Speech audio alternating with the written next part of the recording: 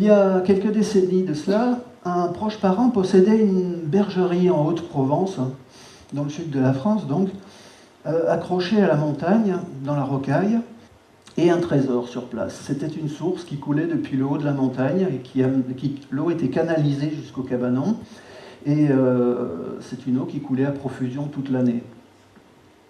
L'isolement du lieu ne permettant pas de raccordement au réseau électrique, et son propriétaire ne venant profiter de sa villégiature que 2 mois par an, il m'a été confié de trouver une solution pour maintenir le potager en bon état de production, mais de manière autonome, évidemment. Donc, comment je m'y suis pris? J'ai pris une vanne, tout simplement, que j'ai raccordée à l'arrivée d'eau de cette source. Une vanne avec une manette, un simple quart de tour, comme ça, à laquelle j'ai connecté en son milieu une barre de fer.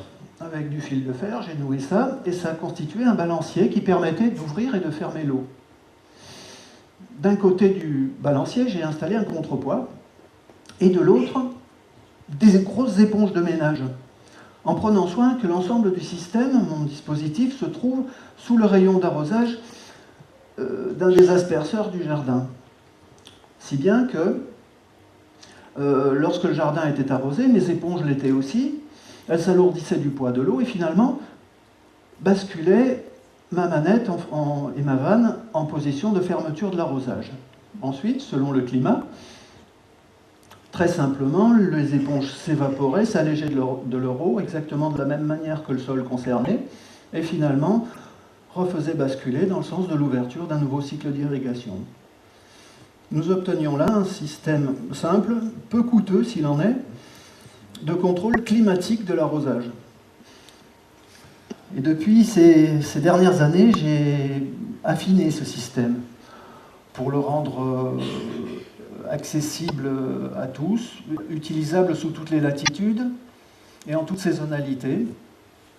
Bon, la barre de fer, balancier, fil de fer rouillé a été remplacée maintenant par une vanne magnétique qui est actionnée par un aimant permanent. C'est une énergie gratuite pour des milliers d'années, lequel aimant est associé à un flotteur, très simple.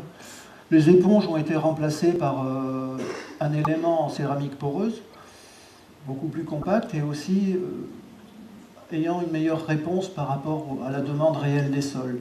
Ce système est opérationnel ici en Nouvelle-Calédonie et il a été mis en test auprès de l'Institut agronomique calédonien sous sa supervision. Un test comparatif qui a permis de démontrer une économie de 34% d'eau par rapport à un système programmé, pourtant réglé au plus juste par des scientifiques. Un autre test vient juste de se terminer sur les espaces verts de la ville de Nouméa. Et là, nous avons pu démontrer une économie d'eau de plus de 70% par rapport à la programmation actuelle. Si vous passez dedans, vous constaterez que les pelouses sont au moins aussi vertes qu'avant. Je suis convaincu, mais je dois aussi convaincre qu'un système aussi simple que celui-là, qui défie les systèmes de haute technologie, est capable, en toute humilité, d'apporter sa petite goutte d'eau à un rééquilibrage hydrique global.